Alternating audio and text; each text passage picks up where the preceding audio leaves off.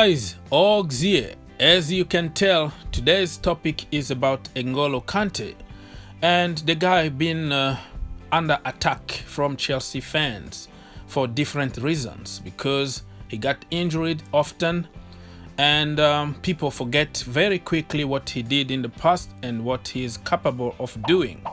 People are calling him all kind of names. He's garbage. He doesn't deserve the shirt. He's rubbish. Sell him and get the money right now and go buy Ndindi and buy Milenkovic, Savic and other players that got very good YouTube videos.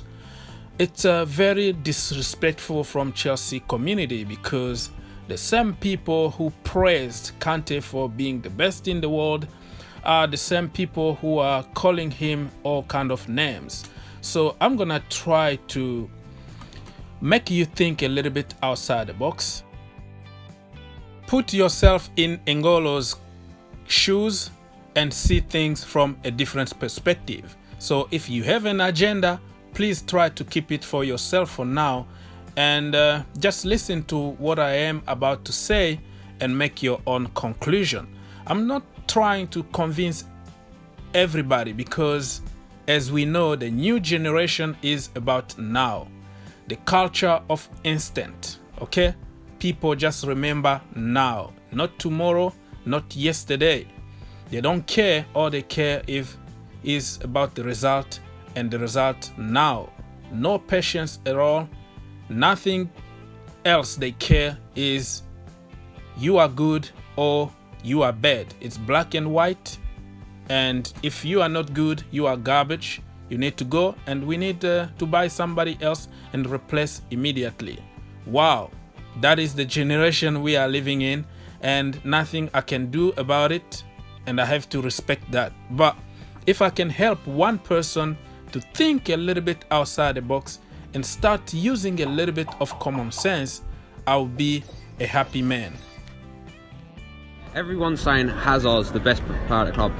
I really don't agree. I think Kante is such an impact to our team. I don't think he's so underestimated. It's like when he won the league with Leicester, he was so underestimated. He's still the most underestimated player in our club.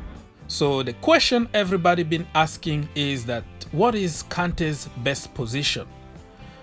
Well, this is something that you won't convince everybody, because everybody got an opinion, and just because Sarri used Ngolo Kante for almost 5 months in a different position, and he was very good at it, and everybody thought, oh, now Mauricio Sarri is a genius because he unlocked Ngolo Kante other talent, and Ngolo Kante is not a DM.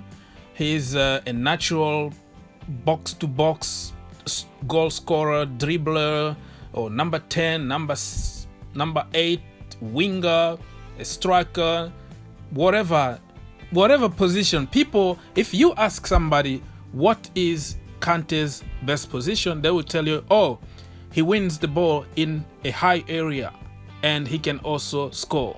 But what is that position? What is the name of that position? Nobody is able to tell you exactly the Kante's position under Mauricio Sarri.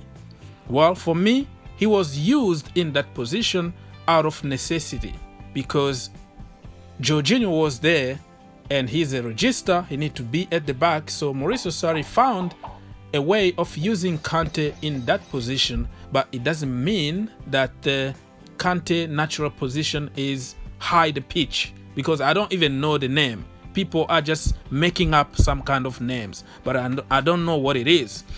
Think about it. The guy won the World Cup, 2 Premier Leagues. He won also the FA Cup, all kind of awards, the Player of the Month, the Player of the Year, Man of the Match award, you know, all kind of trophies in France and also in England and even in the world, you know. He was nominated to, you know, Ballon d'Or or whatever it is, just playing as a DM. And he was the best in the world in that position. And all of a sudden, just because he played in a different position and scored few goals here and there, and sometimes can dribble the entire defense, and then all of a sudden everybody starts calling him other names. Hello, it doesn't make sense to me. It doesn't mean like if Tammy Abraham is playing in the defense to help the defense that he becomes a defender. John Terry played once as a goalkeeper. It doesn't make him a goalkeeper.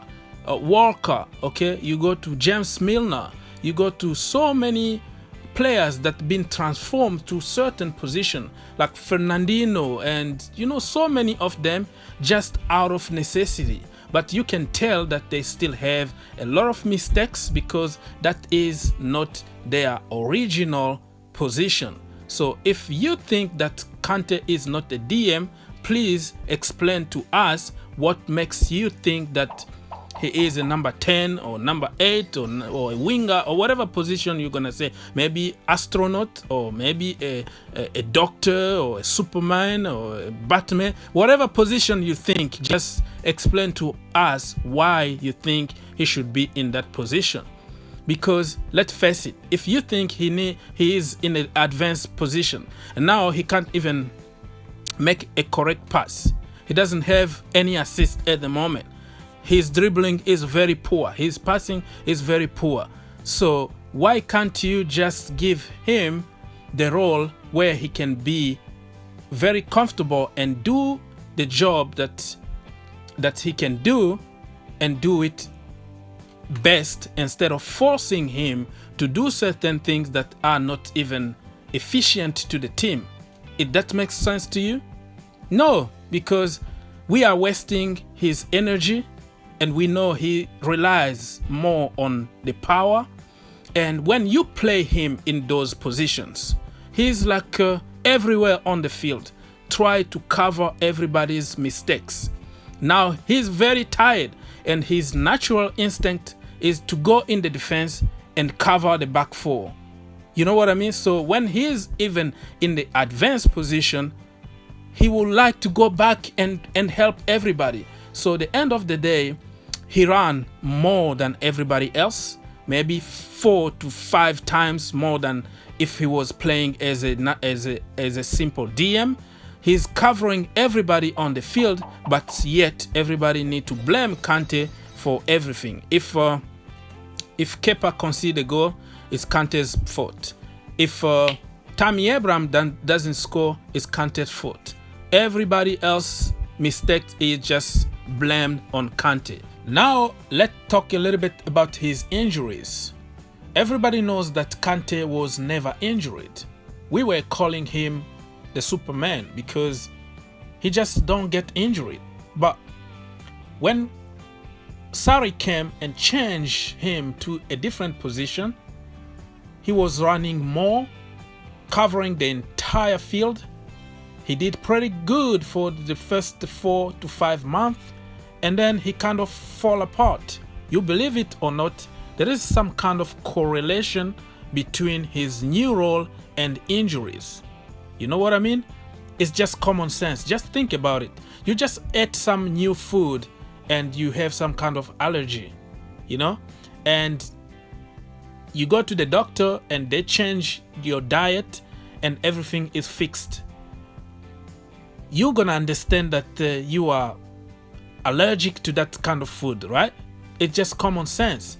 All of a sudden, Kante started falling apart when he was asked to play different role and run more than anybody on the field. Statistics are showing that, and I don't want to go to all those BS statistics, but that is one of the reasons. I'm not saying that that is the reason, but we've seen when players are aging, somebody like Cristiano Ronaldo or Messi or Rooney or those big players, when they are aging, they tend to play a different role. Okay, they put them in the best position so they can be more efficient. Okay, they don't ask them to defend anymore. They have to be in a certain position to just do what they can do best instead of forcing them to defend or do this and that.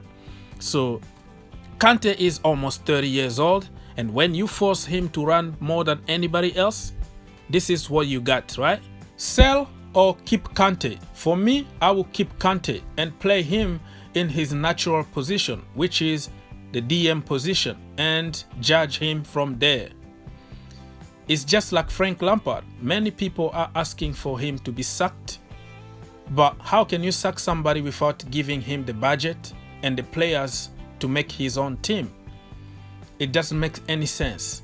Give him the money, give him the time, and judge him after that. Think outside the box. Be cool like Ngolo Kante, and see you in the next one. Ngolo Kante, il est petit, il est gentil, il a stoppé au Messi, et on sait tous, c'est un tricheur.